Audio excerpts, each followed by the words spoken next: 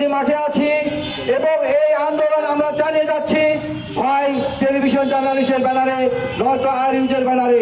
আমরা বরাবরই কিন্তু মাঠে আছি এবং আন্দোলন চালিয়ে যাচ্ছি একটি উদ্দেশ্য নিয়ে, সেটি হচ্ছে এটিআর বাংলা নিউজের লাইভ চলাকালীন অবস্থায় বিএম দিয়ে ভবনে 2 সাংবাদিকের উপরে যে ন্যাক্কারজনক হামলা হয়েছে, তার সেই হামলাকারীদের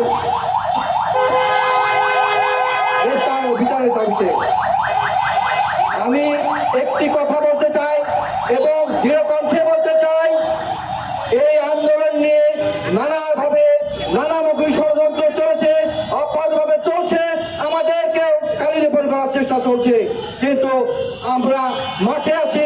আমাদেরকে এমন কোনো দিন নাই সমঝোতার প্রস্তাব দেওয়া হয় না। যারা কালি লেপন করার চেষ্টা করেন, যারা ষড়যন্ত্রের গল্প খুঁজেন, যারা এই হামলার শাস্তি, এই হামলাকারীদের নেপথ্য থেকে আড়াল করার চেষ্টা করেন, বাঁচানোর চেষ্টা করেন, তাদেরকে উদাত্তভাবে বলতে চাই, দৃঢ়কণ্ঠে বলতে চাই, আমরা এক বিন্দু পিছপা হয়নি এই সমঝোতার পিছনে। আপনারাই বরঞ্চ নানাভাবে চেষ্টা করছেন আন্দোলন দেওয়ার জন্য, আমাদেরকে বিব্রত করার জন্য, যেন আমরা থেমে যাই, কিন্তু আমরা তো থামিনি। আসুন দেখে যান, আগামীতেও দেখবেন আমরা সমঝোতা করিনি, সমঝোতা হবেও না।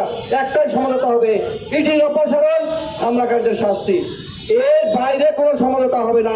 আমি বারবারই বলেছি, আজও বলছি। কাজেই একটি যে কোনো জল ঘন করার চেষ্টা করবেন না।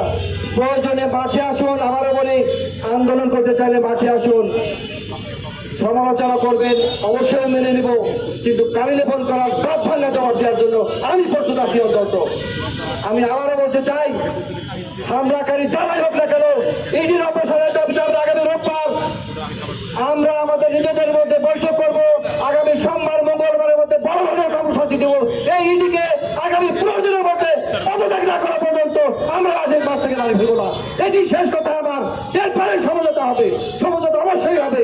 আমরা রাজশাহীর মানুষ নিয়ে চলি, আমরা রাজশাহীর মানুষ নিয়ে কথা বলি, রাজশাহীর মানুষের সাথে আমরা চলি, তাদের সাথে দেখার জন্য আমরা অবশ্যই সমঝোতায় বলবো। কি সমঝোতা? যারা হামলাকারী তাদেরকে আগে গ্রেপ্তার করুন, আইনের আওতায় আনুন, এটি সমঝোতা। এটি হচ্ছে জামাতের সমঝোতা। আমরা তখনই মাঠ থেকে ফেরবো।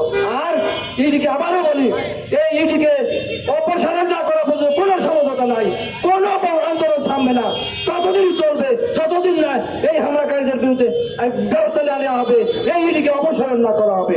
এর পিছনে যারাই আসুন না কেন, তার ভাঙা জবাব দিতে আমরা প্রস্তুত আছি।